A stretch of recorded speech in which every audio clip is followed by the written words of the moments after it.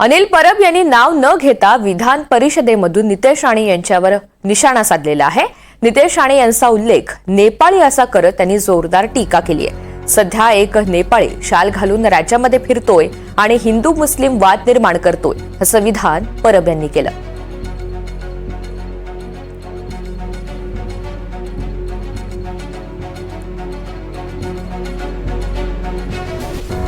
आणि त्याला असं वाटतं त्याच्यामुळे हिंदू धर्म टिकलाय,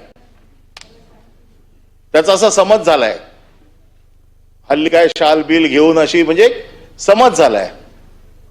अरे त्यांच्या जीवावर नाही, हिंदू धर्म सांभाळायला आम्ही समर्थ आहोत, आमच्यात तेवढी ताकद आहे हिंदू धर्म सांभाळायची।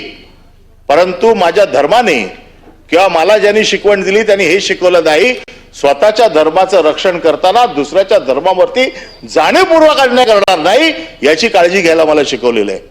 आणि त्याच्यामुळे जाती जाती तेढ वाढवणं, ज्या काय मागच्या काही दिवसातल्या ज्या काही घटना आहेत, या घटना तुम्ही सगळ्या बघा, जाती जातीमध्ये तेढ वाढवण्याचं काम केलं जातंय।